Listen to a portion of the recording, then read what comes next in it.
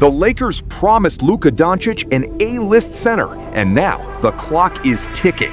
With Austin Reaves locked in on a historic $185 million deal, all eyes shift to one explosive question. Is Mitchell Robinson really the answer? Or is Los Angeles about to make the biggest mistake of its offseason? Officially, because Shams, you reported that he intends to sign a $185 million max deal with the Los Angeles Lakers.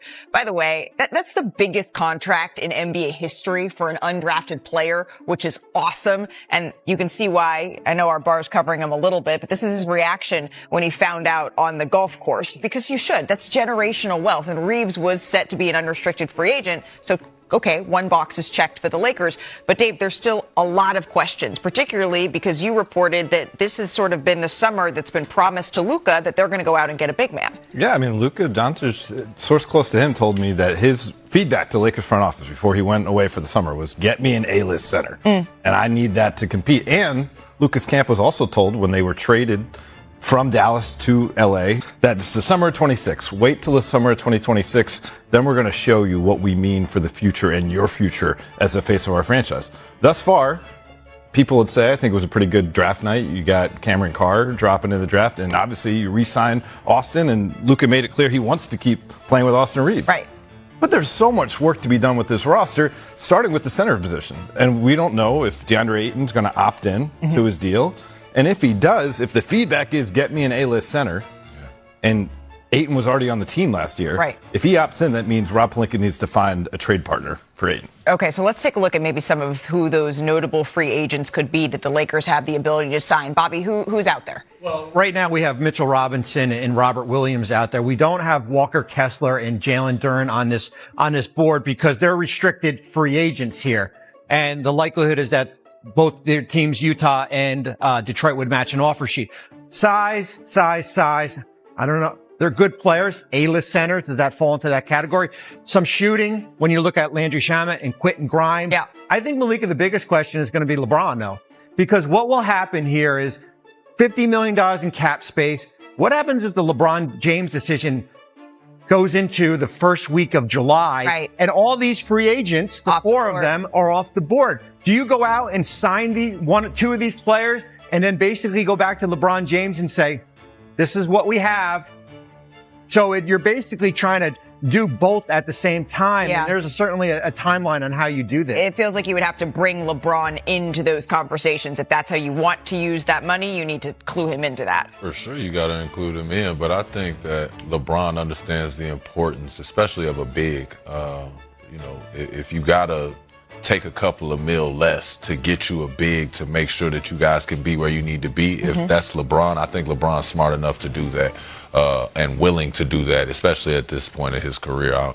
Bron, you don't need that couple mil. I mean, summer 2024, he made it clear to the Lakers, I will take a pay cut. He took a little bit of a pay cut. He would have taken an even bigger one. Yeah. The Lakers could have gotten Klay Thompson or James Harden or Jonas Valanciunas in that cycle. Right. So that would be the precedent that he would be not looking for every single dollar to make this team competitive. The Lakers have been operating on parallel paths. One is their checklist of Austin Reaves, LeBron James, Rui Hachimura. The other is seeing the trade market and seeing, can we go absorb a player and bring him into our salary cap space? But there was a check-in call made, to my understanding, early in free agency once teams were able to start negotiating with their own free agents after the NBA Finals. Since then, though, there hasn't been much communication, from my understanding, between the Lakers and LeBron James' side. Right. And certainly not an offer yet. Yeah. So they're trying to see what can we do with this $50 million of space, potentially, and then where does that leave LeBron? Well, that lack of communication makes sense. In the Austin Reaves metaverse, he signs a 4-year, $185 million max contract to return to the team. It's the richest contract in NBA history for an undrafted, headbanded player. Now, the Reaves agreement has no impact on the Lakers' cap flexibility this summer, which is a wild concept that Bobby's going to break down for us. But the team's projected salary space takes into account Reaves' cap hold. But that means good news for Laker fans waking up. It will not affect the LeBron situation. Reaves coming back means at least two of the Lakers' big three will be back in LA next year. And we'll see what happens with arguably the biggest one in LeBron. But last season, when James Dončić and Reaves all played together in a game, the Lakers were 20-9. Smaller sample size, but that 690 win percentage would have been fourth best in the NBA. Brian, Austin Reaves goes from believing or worrying that he was out in L.A. To passing out nearly on a golf course in relief and celebration. That's right. How do we go from one point to the other? He gave an interview to The Athletic yesterday where he said he was not optimistic. 2 days ago, he thought he was not going to be a Laker. Then he gets a call yesterday. He's playing golf back home in Arkansas, and his agents are telling him, Austin, they agreed to the max. And he falls over. He almost fell into the bunker, for crying out loud. And so why did the Lakers do this? Why did the Lakers increase their offer to the max? Because the Lakers believed that if he got to free agency in a couple of days, that he was going to get a max offer, probably from the Detroit Pistons. The Detroit Pistons had a bunch of space, and they were closing in on deals that were going to create more space, including trading Isaiah Stewart, which they did last night during the second round of the draft. And so that threat created leverage that got the Lakers to give this contract. The Los Angeles Lakers didn't just trade for Luka Dončić. They made him a promise. Not a role player.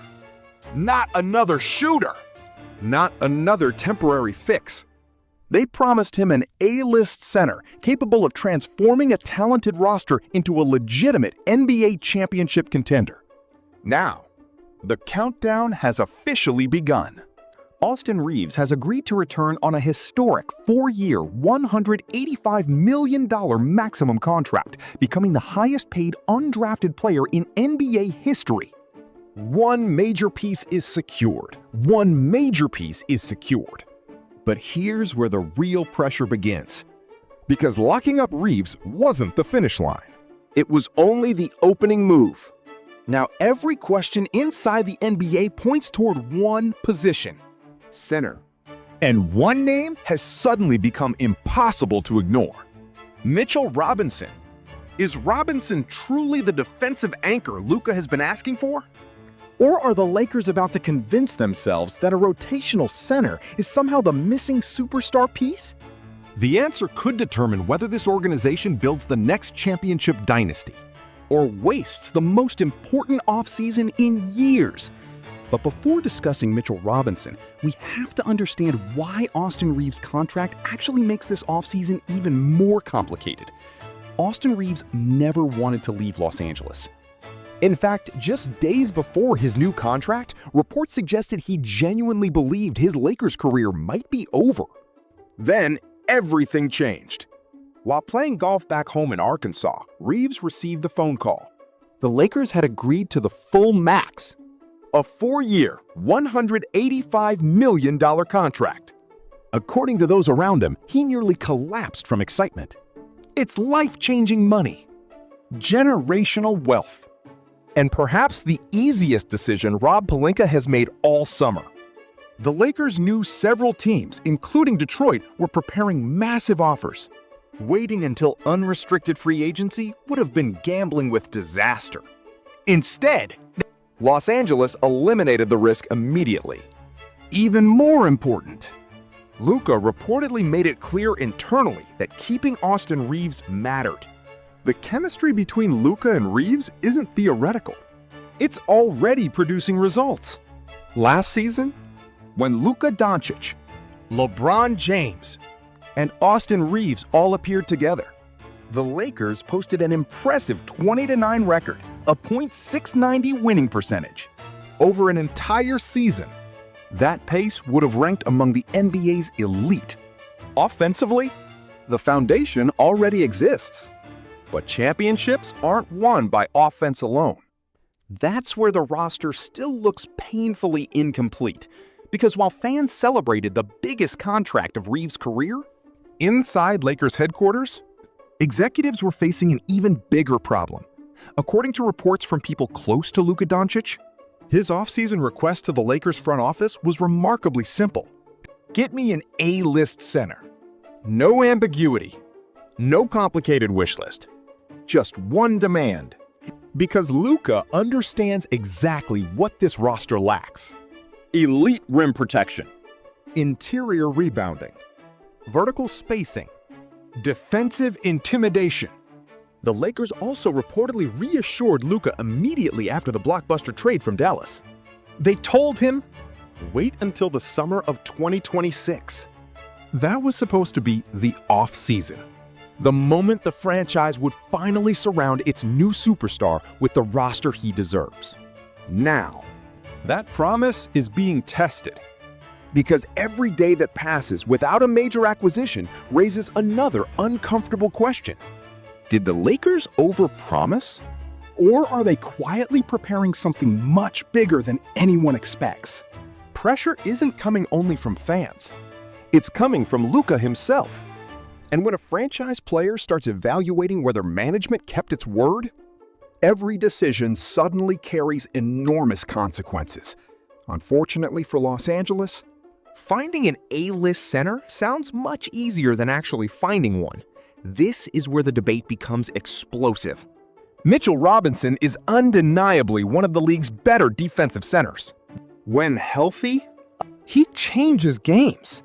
He's an elite offensive rebounder, a physical shot blocker, a player capable of protecting the paint without demanding offensive touches. Those qualities absolutely fit alongside Luka Dončić. But does that automatically make him an A-list center?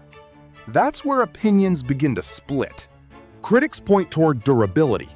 Robinson has battled injuries throughout multiple seasons. Availability has become one of the biggest questions surrounding his career.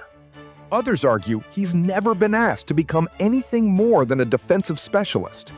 No consistent shooting, limited offensive creation, minimal playmaking. Several NBA analysts have even described Robinson as closer to an elite rotational center than a true franchise cornerstone. If Luka specifically requested an A-list center, can Mitchell Robinson honestly satisfy that expectation?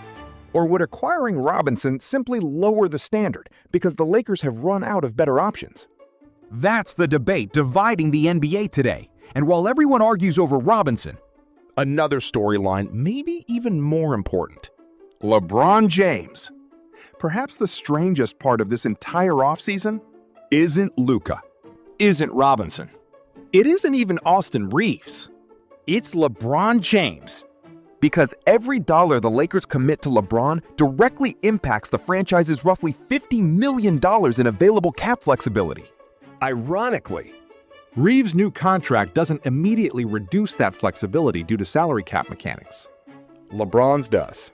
That creates an incredibly delicate negotiation. History suggests LeBron has already shown willingness to sacrifice. Last offseason, he indicated he would accept less money if it helped the Lakers add championship-level talent.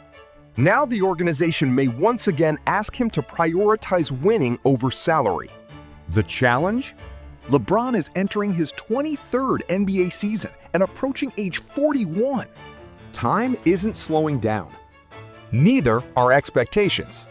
If the Lakers fail to maximize this unique financial window, they may never receive another opportunity quite like it. Which brings us to the uncomfortable truth facing the Lakers organization. Everything is connected. Austin Reeves is secured. Luka Dončić is waiting. LeBron James remains the biggest financial variable. Nearly $50 million in cap flexibility gives Los Angeles one opportunity to reshape its future. But opportunities disappear quickly. If the Lakers settle for the wrong center, the criticism will be relentless. If they fail to surround Luka with championship-level defenders, questions about the franchise's vision will only grow louder. Mitchell Robinson might become the perfect defensive complement, or he might become the symbol of promises that never matched reality. Either way, the Lakers no longer have the luxury of waiting. Because this isn't simply about filling one roster spot. It's about proving to Luka Dončić that Los Angeles truly intends to build its future around him. The promise has already been made. Now comes the hardest part. Keeping it. Yo, mic check 1 to 2, -1, -2. Game over for this video, folks. Smash that like button, drop a comment, and subscribe to stay in the huddle for more. This is NFL Madness, bringing the heat and signing out.